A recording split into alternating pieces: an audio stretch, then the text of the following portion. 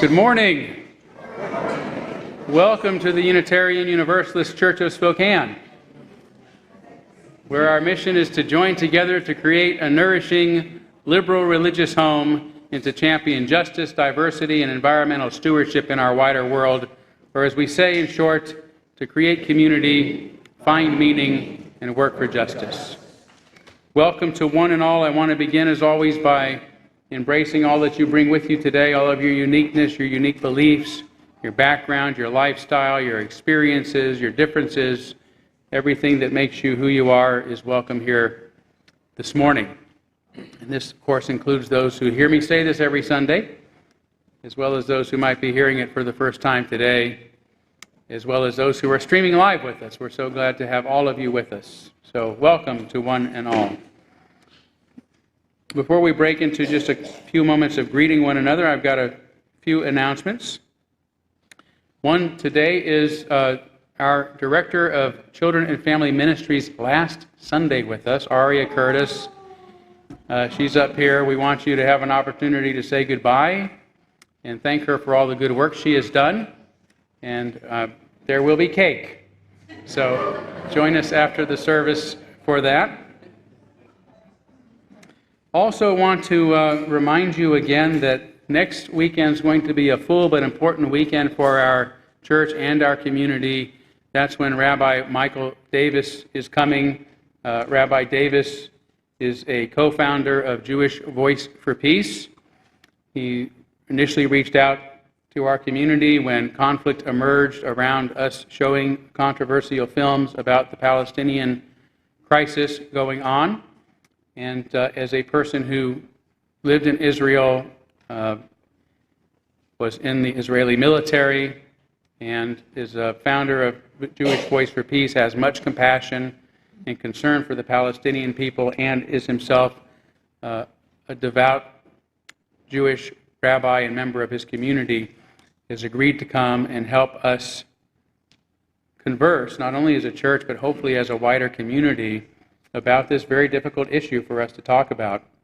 So he's going to begin at 5 o'clock on Friday here with a reception, and then he'll give us a keynote address.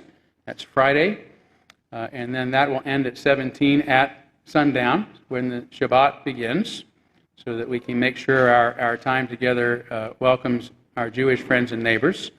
And then we'll pick up again at sundown on Saturday, starting at 6 o'clock, 6 to 7, and he'll lead us in a more conversational approach. And then Rabbi Davis will also give our message on next Sunday morning during both services. So I hope that you will put this on your calendar, and please come for that.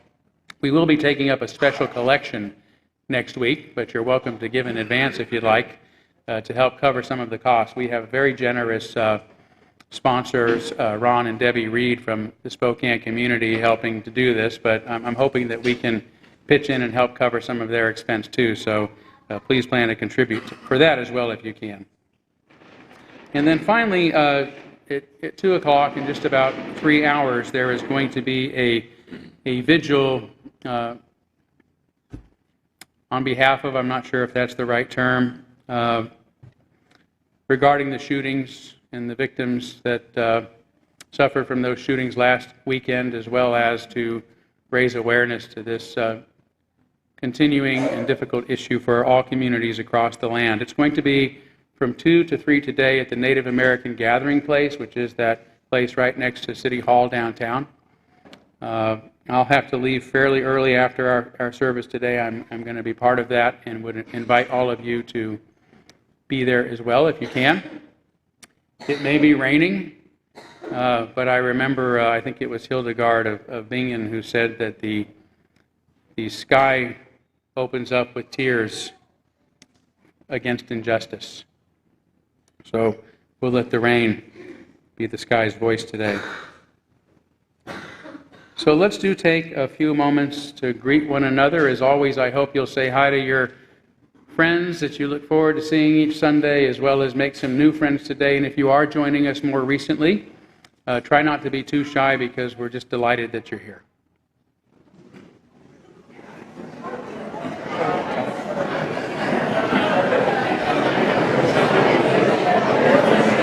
Sorry. It's okay. I just...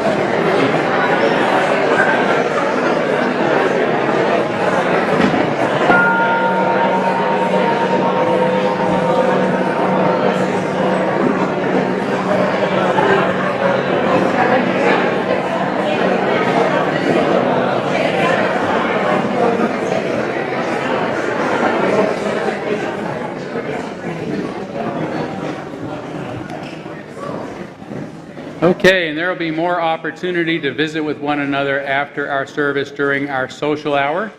Before we light our chalice, I am going to invite one of our board members, Ian, to come forward for another brief announcement.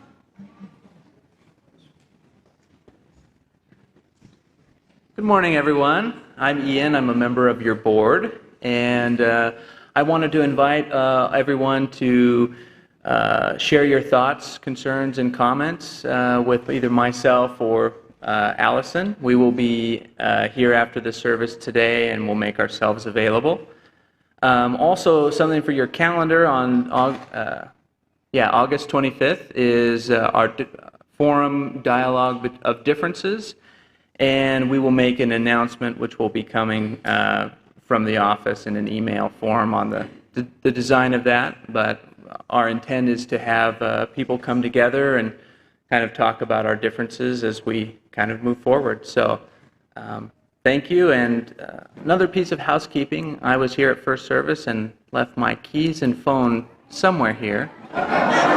So if you see them, come find me. Thanks, everyone.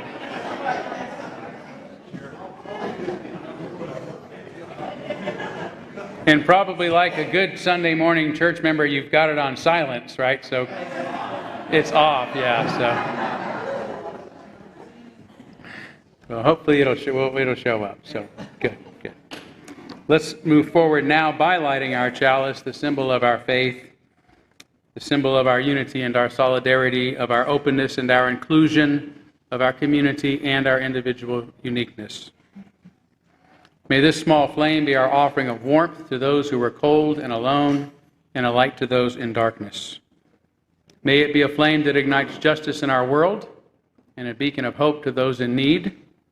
And may it reflect at least a spark of truth wherever truth has been lost, and cast a healthy shadow of doubt wherever it's been found.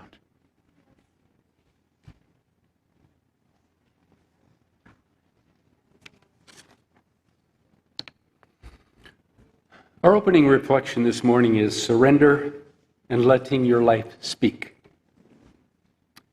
The contrasts are striking.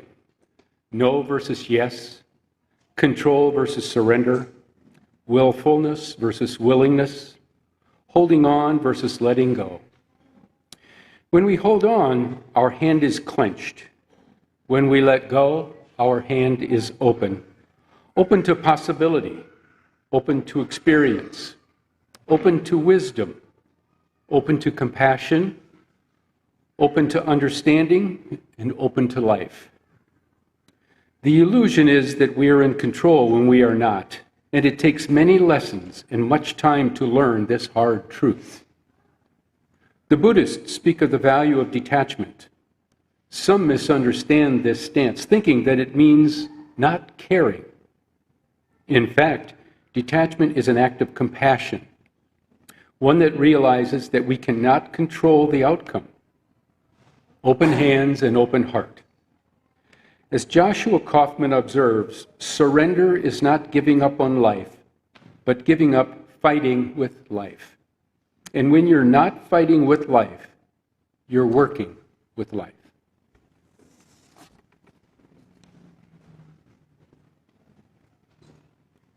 Our first in-service hymn is a wonderful old black spiritual. It's called "Oh, I Woke Up This Morning," and it has a line that we'll sing together, and there are some kind of echoes, so if you're interested in being an echo person, you can pick up your gray hymnal and turn to 153 if you want to do that. I see choir members out there that'll probably be doing that. So have a lot of fun with this one. This is a real people's song. Please stand as you're willing and able.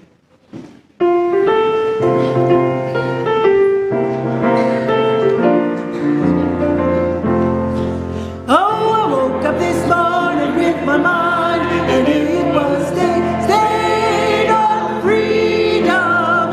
Woke up this morning with my mind, stayed on freedom. Woke up this morning with my mind, stayed on freedom.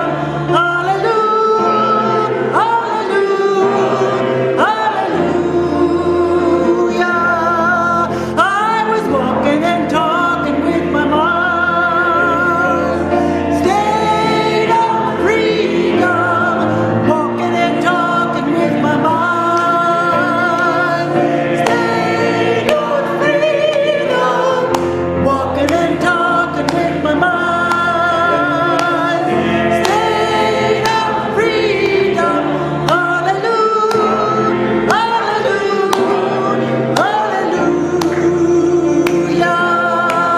I was singing and praying with my mind, stayed on freedom. Singing and praying with my mind, stayed on freedom. Singing and praying with my mind, stayed on freedom. Hallelujah, hallelujah, hallelujah. Oh, I woke up this morning with my mind, stayed on freedom. I woke up this morning with my mind, stayed on freedom. I woke up this morning with my mind, stayed on freedom. Hallelujah, hallelujah, hallelujah.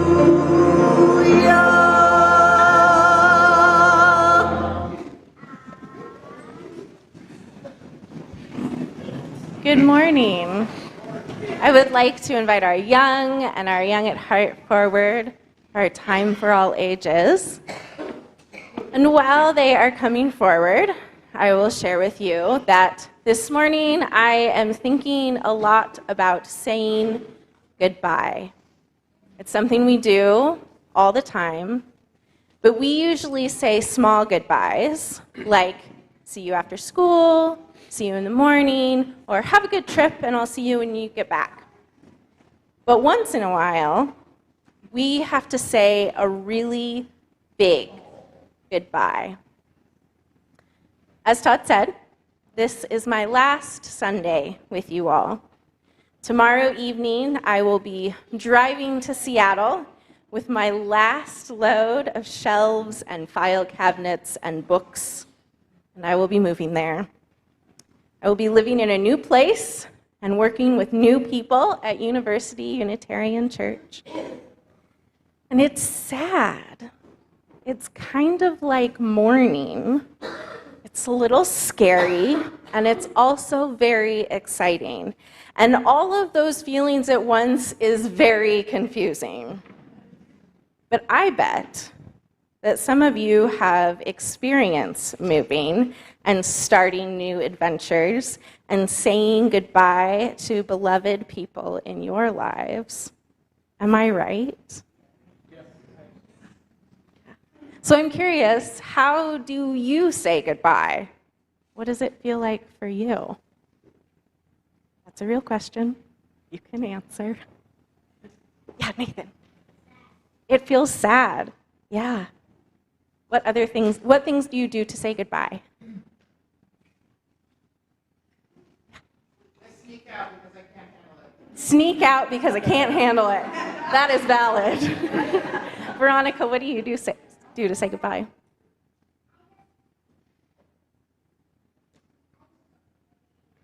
You just blow a kiss. That's a really sweet goodbye, isn't it? So we have an opportunity here to say goodbye to one another. And what I want you to know is that I will take you with me. Your love and your teaching, your ideas, your passion, your commitment, and I will leave some of myself here with you. We are saying goodbye, but that does not mean that who we are together does not also live on.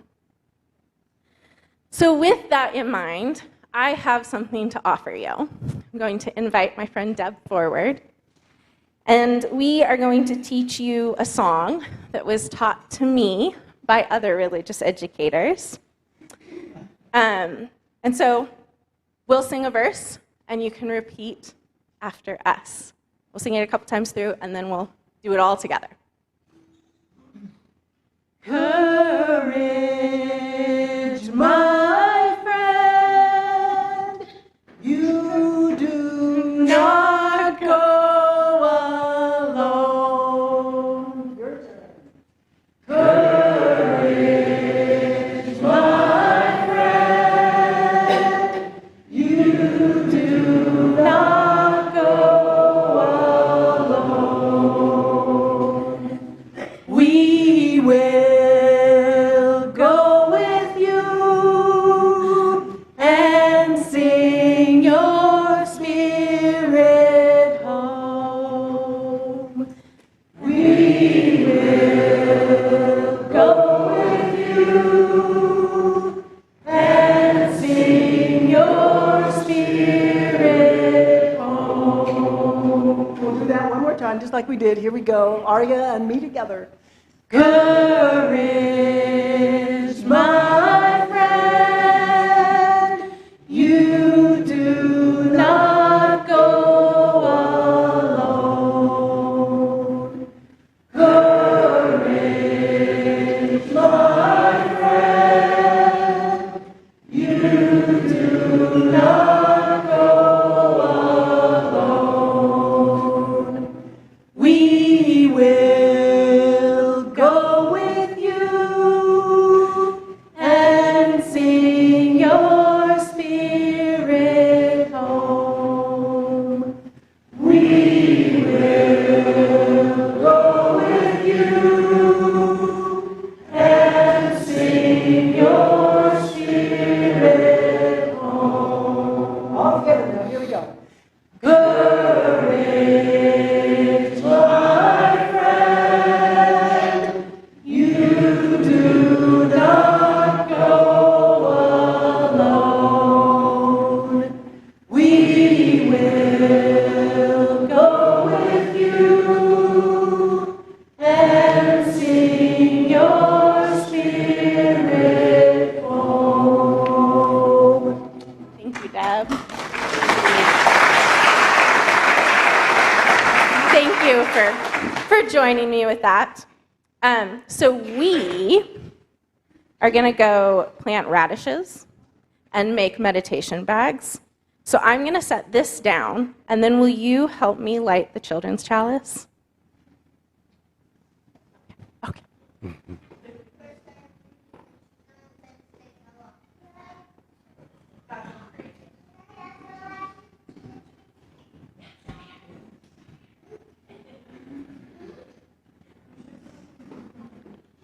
We light this second chalice so that as our children and youth go to their chapels, they carry the light of our flame with them. May it illuminate, inspire, and warm you as it does us.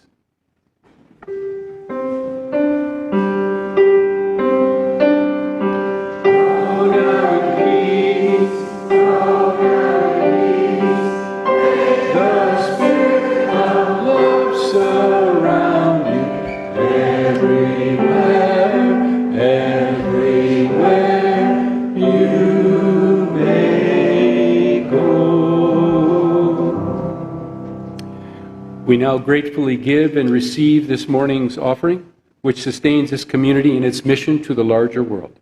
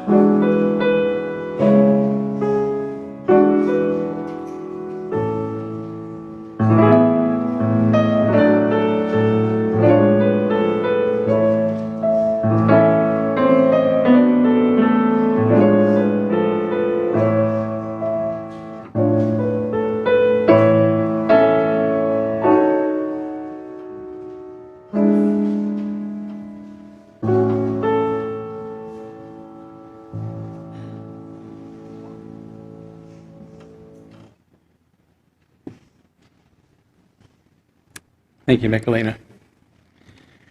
We're now going to kindle our candles of care for those who are most on our hearts and minds this morning.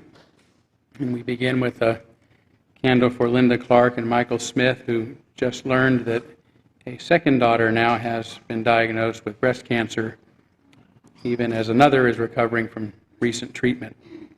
Please keep all of them in your thoughts.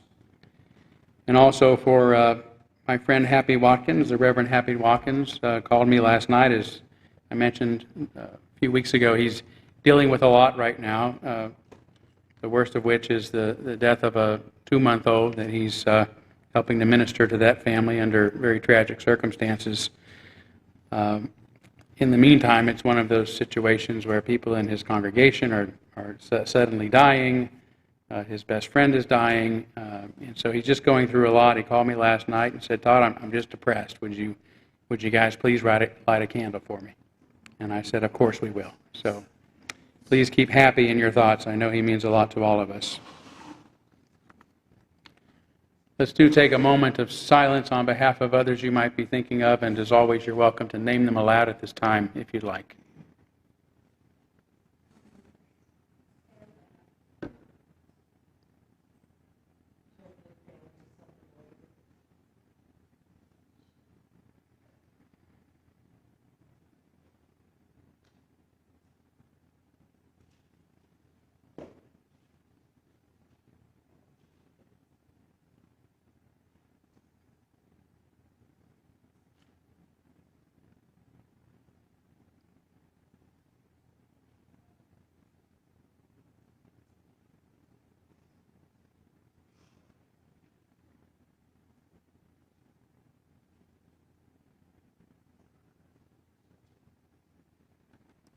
those named aloud and those embraced in our silence, and all those who are suffering in our world at this hour, we hold in our community with compassion.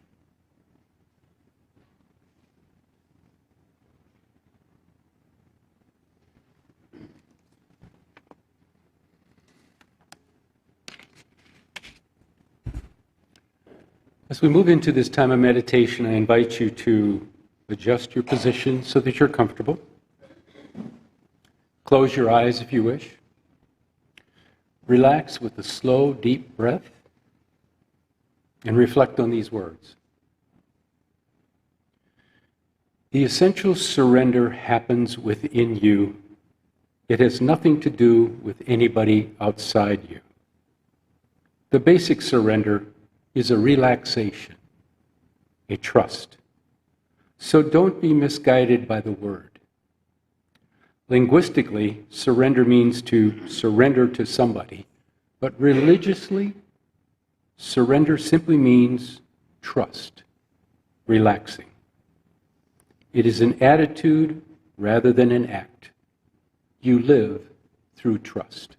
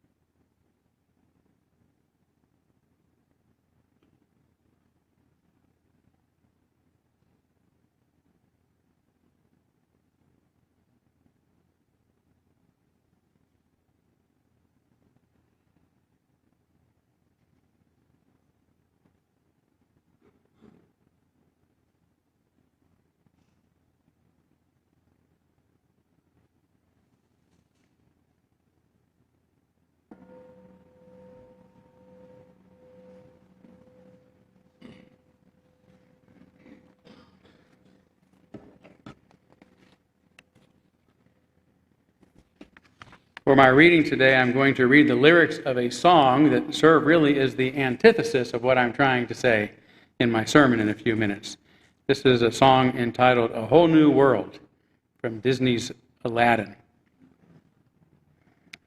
I can show you the world, shining, shimmering, splendid. Tell me, princess, now, when did you last let your heart decide? I can open your eyes, take you wonder by wonder, over sideways and under on a magic carpet ride. A whole new world, a fantastic point of view.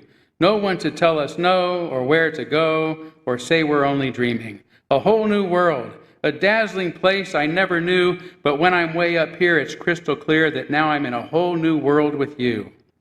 Unbelievable sights, indiscernible feeling, soaring, tumbling, freewheeling through an endless diamond sky. A whole new world, don't you dare close your eyes. 100,000 things to see, hold your breath, it gets better. I'm like a shooting star, I've come so far, I can't go back to where I used to be.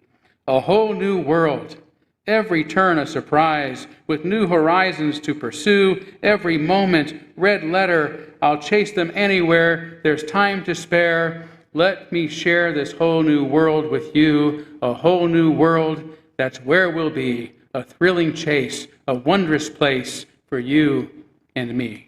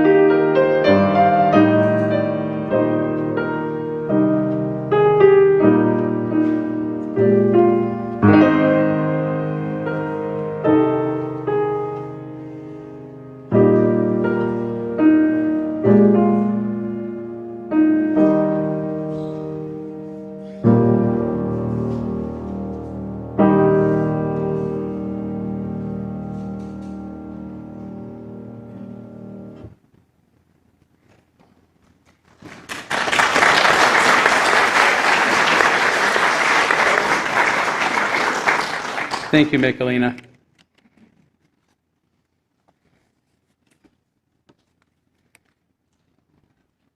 As a former Southern Baptist, I still find a lot of meaning in some of the old Bible stories.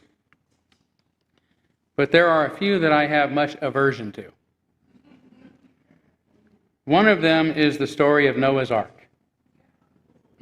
It's been translated into many a picture book that appears especially enticing to kids because of all the wonderful animals in it. But many years ago, while still living in Louisville, I went to Petersburg, Kentucky, to check out the Creation Museum.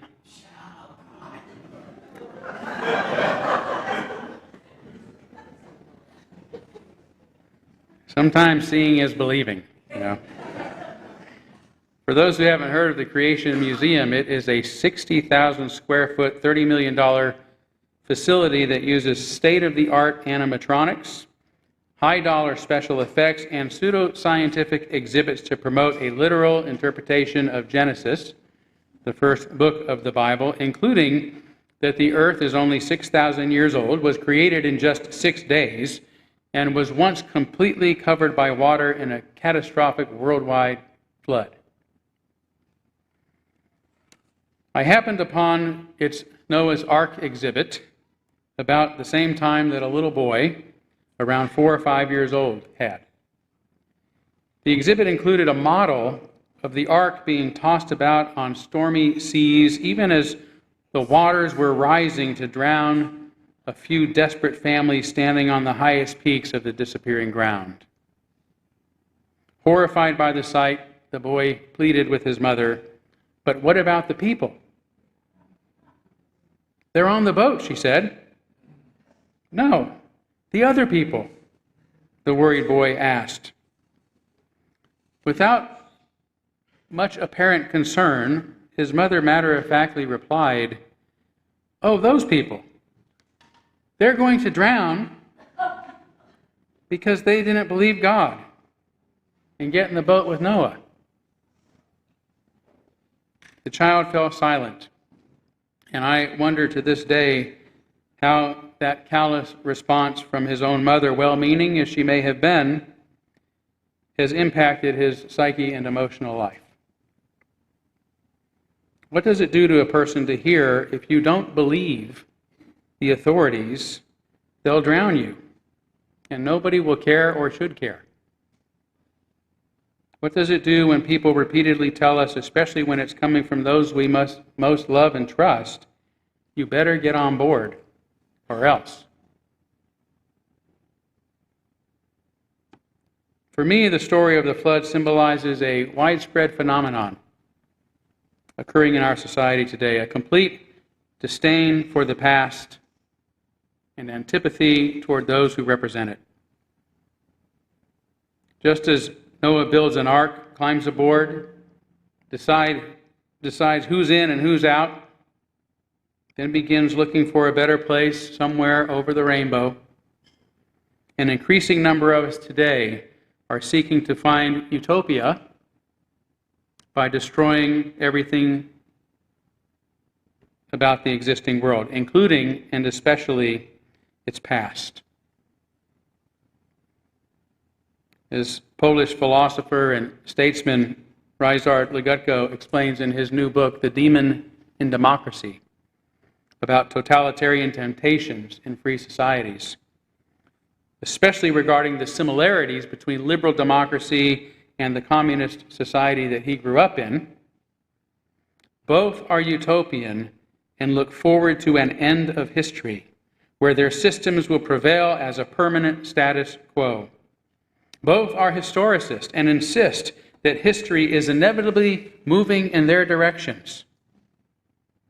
Yet at the same time they believe they are history makers at a historic moment, they also tend to denounce all that is past history because everything before this magic moment in time is considered part of the problem. The entire slate must be wiped clean. Like Noah's flood, everything and everyone who isn't on board must end. As the foreword to Legutko's book says, it goes without saying that everything in both communism and liberal democracy should be modern. Thinking, family, school, literature, and philosophy. If a thing, a quality, an attitude, an idea is not modern, it should be modernized or will end up in the dustbin of history. Today, as I discussed a bit last week, what's modern is considered postmodern, meaning everything before postmodernism is part of the problem, that its adherents believe the world must now be cleansed of, including reason, science, empirical truth, and the belief in human nature, that there is something all people share in common that makes us one, all of which are values and beliefs rejected by postmodernism. Anyone who gets in the way of the progressive march towards its utopian ideal isn't allowed on the boat, especially if they work to remind us of our traditional values. As historian David Robinson says, consolidation is an act aimed at the future. There can be no consolidation of the past. According to Legutko, this is another quality liberal democracy can share with the kind of communism that he grew up under if it isn't careful. Communism, as a system that started history anew, had to be, in essence and in practice, against memory, he says. Those who were fighting the regime were also fighting for memory, against forgetting, knowing very well that the loss of memory strengthened the communist system by making people defenseless and malleable. I've personally discovered this is so due to the surprising and intense reaction against my book, The Gadfly Papers, which is largely meant as a reminder of Unitarian Universalist history and its traditional values in light of what I consider the current move toward becoming an authoritarian religion seeking to control our independent congregations from the top down. This, to me, is what the story of Noah's Ark is about. The disdain for all things past, indicative of a utopian society or mindset. The problem with it, as history has often shown, is that totalitarianism, or authoritarianism if you prefer, never results in utopia. Its empty promise of a perfect world somewhere over the rainbow cannot lead us down a yellow brick road toward our imagined emerald city, because once we get there, we discover there's just another authoritarian shyster pulling the strings. For authoritarianism, by its very definition, accomplishes its goal by robbing us of our freedoms, and without freedom, no society is bearable, let alone is a utopia possible. Forcing societies to fit into our ideals, rather, only results in overwhelmingly punitive, puritanical regimes maintained by fear and chronic policing. In the story at hand, once the global floodwaters finally recede, Noah and his family exit the ark and witness a rainbow as proof the destruction has ended, and as a promise nothing like it will ever happen again. I have set my rainbow in the clouds, Yahweh tells the survivors, and it will be the sign of the covenant between me and the earth. Never again will the waters become a flood to destroy all life. Everything's going to be great now. It was difficult having to wipe everybody out, except for the handful of people on board with the program, the true believers. But that wasn't Noah's problem. He warned them what would happen if they didn't believe him. They could have saved themselves if only they had embraced his utopian ideology, if only they had gotten on board. But now, despite these hard choices, a new world was upon him. The old world had been cleansed of all of its evil ways, like Dorothy stepping outside the wreckage of her broken old house into the colorful land of Oz. Noah and his family can now establish a brave new world, perfect in every respect. Jump ahead, not a few pages, but to the very next verse after the rainbow promise is made. And we find Noah drunk, passed out, and bare naked inside his tent. So much for utopia and a fresh start. When his son Ham discovers his father's embarrassing condition, he immediately goes out to tell his two brothers what's going on. But Shem and Japheth took a garment and laid it across their shoulders, the story goes.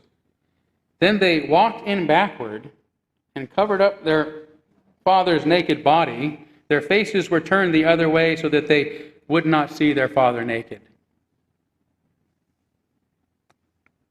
So the problem isn't that Ham was lying, but that he told the truth about his father's drinking problem, about his father's problems being exposed, that nobody else in the family wanted to acknowledge. Instead of facing the matter, his more dutiful sons perform what they've inspired me to call the backward cover-up.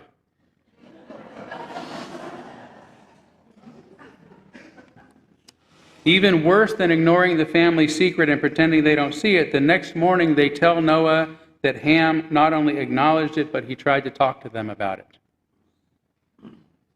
Boy, was that a big mistake. Because we all know what happens when somebody tries to deal with the family secrets. Instead of thanking Ham for his courage and coming together to address the problem, his father and two brothers prefer to just pretend it doesn't exist, to pretend the utopia they sacrificed so much and so many for is still everything they dreamed it would be. When Noah awoke from his wine and found out what his youngest son had done to him, he said, "Cursed be Canaan, the lowest of slaves will he be to his brothers." Canaan is Ham's son, Noah's own grandchild. He also said, "Praise be to the Lord, the God of Shem. May Canaan be the slave of Shem. May God extend Japheth's territory. May Japheth live in the tents of Shem, and may Canaan be the slave of Japheth."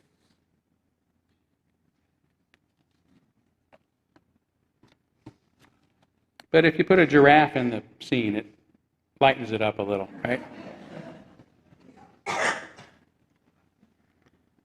That's how quickly this little communal experiment ends. With Ham and his descendants despised, oppressed, and excommunicated for talking about the problems with their society. Meanwhile, those who keep their mouths shut and uphold the status quo with backward cover-ups are rewarded with power, just as Shem gets to enslave his own nieces and nephews, the Canaanites, and Japheth becomes a land baron and legal owner of the homes his oppressed nieces and nephews live in. You see, in this story, Noah's three sons represent entire tribes of people who are spelled out as it continues.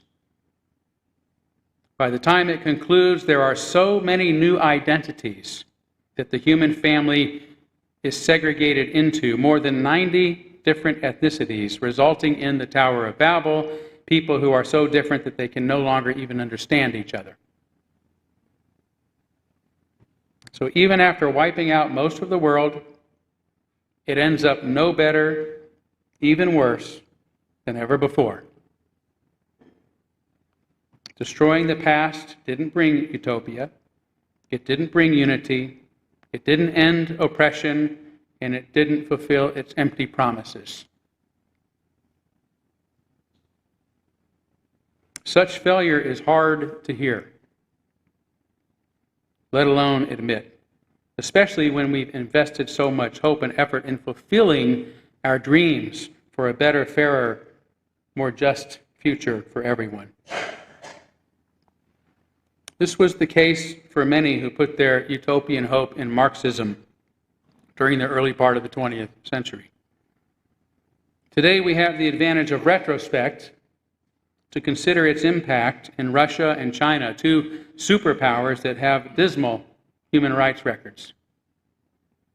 But before the USSR and Maoist China were established, the ideas of Karl Marx and Friedrich Engels represented the hopes of ordinary working people united across the globe. It was an extraordinary time, unprecedented if you think about it, that millions of workers had established the International Workers of the World, the IWW, a global solidarity movement before globalism existed, before the internet, before mass communication technologies. A global community. Yet they were united in the hope of establishing a world where workers were treated fairly, had rights, and could earn a living wage. Here in the U.S., Senator Joseph McCarthy formally accused those involved in what was essentially a labor movement of being communist, and was able to officially persecute and prosecute many, including the beloved folk singer and activist Pete Seeger, who was convicted and sentenced by the House Un-American Activities Committee, was despised by Republicans and Democrats alike, including Attorney General Robert F. Kennedy, who tried to see his full sentence carried out even after McCarthyism had come to a shameful end. And according to one historian, became one of the most picketed, blacklisted entertainers in American history. No wonder it took Seeger, like many who had put their utopian hope in the labor movement and its promise of a new and better world, a long time to admit the failure of communism and to finally denounce the authoritarian turn the Russian government had taken. It was hard. It's hard hearing such things. It's even harder talking about them. Those who dare are more likely to be condemned or exiled from society than listened to, just as Noah's son Ham learns the hard way. As a liberal with liberal values, it's hard for me to hear about the pitfalls of liberal democracies. As a Unitarian Universalist, it's hard for me to criticize these same pitfalls in my own faith. But if we do a backward cover-up, pretending they aren't there, condemning those who bring them up, we just end up with more of the same, not utopias, not the utopias we envision. We have no problem recognizing the issues with monarchy, right? One-person rule. We have no problem recognizing the problems with oligarchy, minority rule, but how many of us readily see the potential danger of democracy? Majority rule. Gandhi, who said, "My notion of democracy is that under it, the weakest should have the same opportunity as the strongest," also said, "I do not believe in the doctrine of the greatest good of the greatest number. It means in its nakedness that in order to achieve the supposed good of 51%, the interest of 49% may be, or rather should be, sacrificed." In short, if you are a minority, majority rule can be as tyrannical as any other kind of government. Maybe even more so, which has proven true for many minorities living under U.S. democracy, and still is. No wonder people who care about the weakest, as Gandhi put it, feel the whole thing should be wiped clean so we could reset and start completely from scratch, just as Noah tried to do. Who doesn't feel that way? The problem is, just as it turns out for Noah, utopia, which means no place, isn't possible. And we end up repeating, even magnifying many of the problems we were trying to escape in whatever world we attempt to fashion. Oppression, exploitation, segregation, privilege, it's all still there. In real life, I once again turn to the example of the noble labor movement seeking income equality, workers' rights, and a living wage that ended up establishing two of the most authoritarian superpowers in human history. This is now happening in the U.S. As many writers are warning us with recent books like Legutko's The Demon in Democracy, Mark Lilla's The Once and Future Liberal, Francis Fukuyama's Identity, Anthony Kronman's The Assault on American Excellence, Lukianoff and Haight's The Coddling of the American Mind, Philip Devine's Human Diversity and the Culture Wars, and the pile is mounting. The problem isn't that we want a world that is more just and fair for everyone. We should all want and work towards such a world, of course, just as I have done throughout my career and will continue to do throughout my life. The issue, rather, is how we go about achieving it. If, like Noah, some imagine an ideal world and are willing to destroy anyone who disagrees with that ideal, anyone who isn't on board with the program, then we end up with an oppressive society no matter what kind of government we have. The solution is to hold and uphold certain values and rights that exist for everyone no matter who is in charge, a monarch, an oligarch, or a Democrat. In the U.S., we have a constitution that's supposed to guarantee such rights for everyone regardless of what any president, minority, or majority wants. It's supposed to guarantee freedom of speech, free press, the right to assemble, to practice our own religion, and for equal treatment under the law, and so on.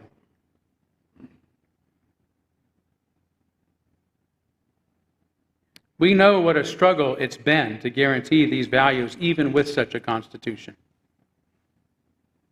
Our Supreme Court has repeatedly had to intervene by reminding us that every citizen is guaranteed these rights, including African Americans, including women, gays and lesbians, among others. Let's hope it continues to do so.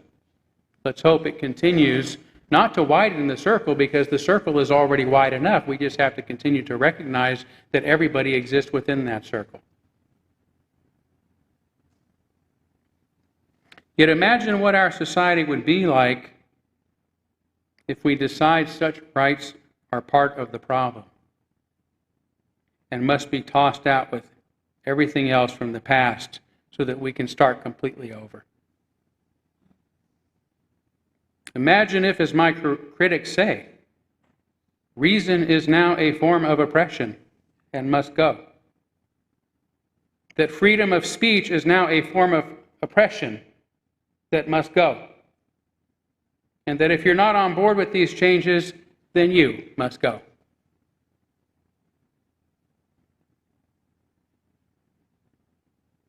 I'm not sure if I'm a modern day ham. I mean ham with a capital H. We all know I'm a ham with a small h. I'm not sure if I'm a modern day ham who has spilled the beans about a big problem and I'm now being exiled because of it, or if at age 55 I really am just an old man trying to cling to my old ideas and systems. I don't know. I hope someday that we can all sincerely talk about these concerns instead of just being angry with each other that I brought them up. Until then, I'm going to have to keep saying what I believe is true. That reason and freedom of conscience and recognizing that our common humanity are vital to the success of any community struggling for justice. If saying so, as I have been accused, really does make me a racist, homophobic, transphobic, hate speech writing ableist,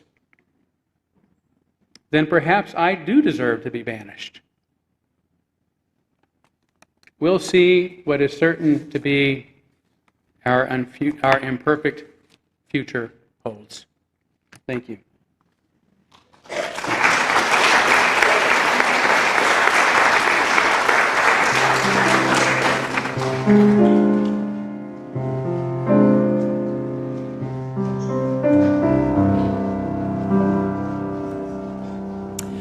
For our final hymn, we'll sing a tune that we don't often sing, but the words are very meaningful. It's number 293, O Star of Truth. I'm going to have Michelina play it completely through so you can hear the melody. Please stand as you're willing and able.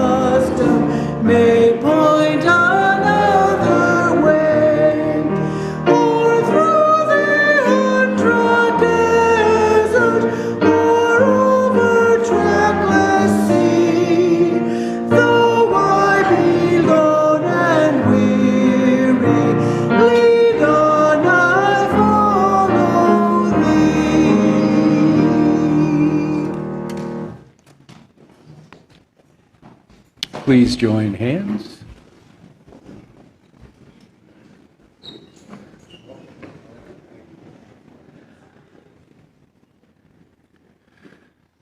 Our closing benediction, hear the words of James Arthur Ray. Control is never achieved when sought after directly. It is the surprising outcome of letting go. Amen, blessed be, salam alaikum, and shalom.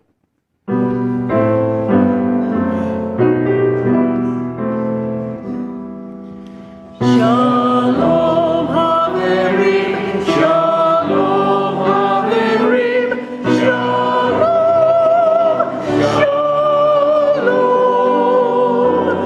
Shalom Haverim, Shalom Haverim, Shalom, Shalom.